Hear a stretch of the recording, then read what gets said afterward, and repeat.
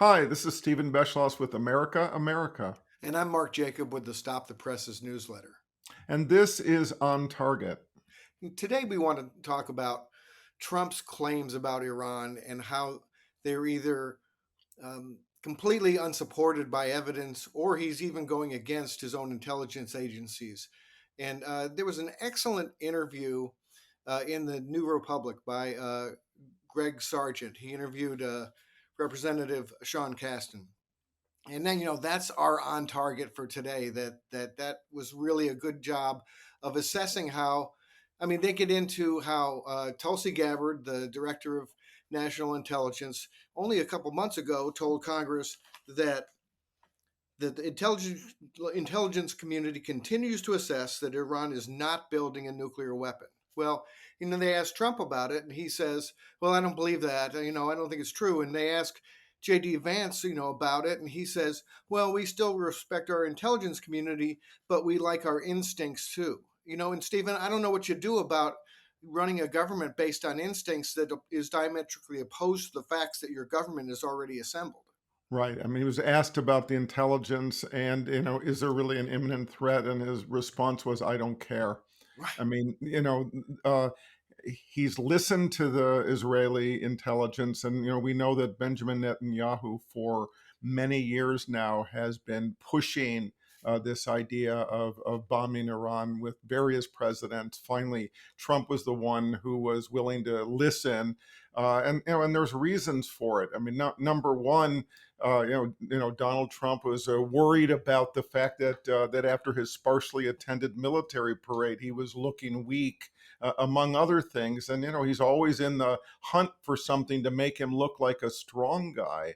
And look, what we've seen now. I mean, the bombing happened, and very quickly, our friends in the legacy media were very quick to get on the usual reflexive bandwagon, to just stand by the president and say he's taken us to war, and we're right with him. Now, there may have been some sort of critical response, sort of in the day after, which is Trump asserting that it was totally obliterated. The target of the nuclear sites was totally obliterated, despite sort of a growing possibility that all of the radioactive material may have actually been moved elsewhere.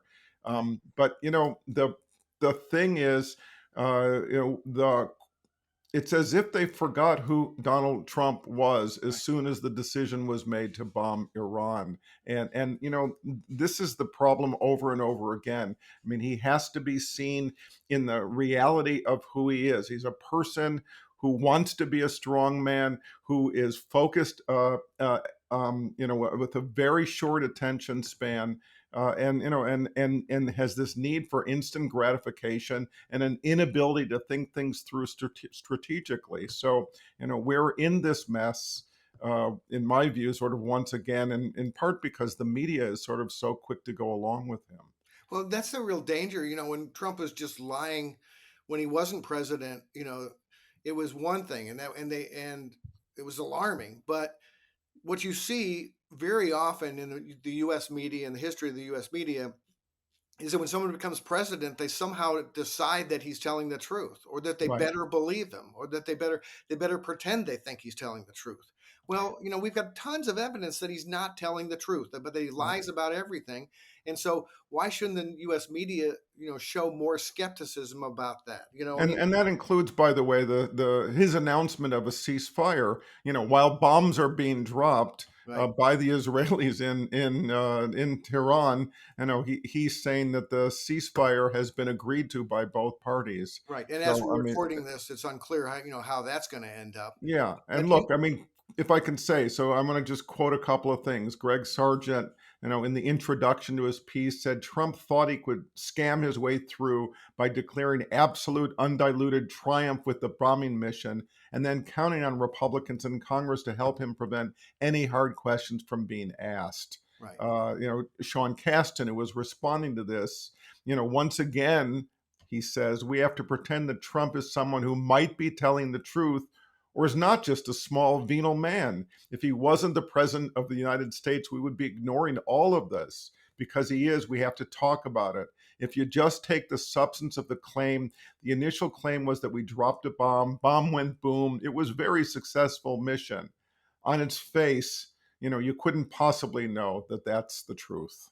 You know, right. And Stephen, they're not even telling the truth about why we're doing this. I mean, you have various members of the administration saying, "No, well, no, we don't want regime change. We don't want regime change." And then Trump posts something on Truth Social saying, "We want regime change."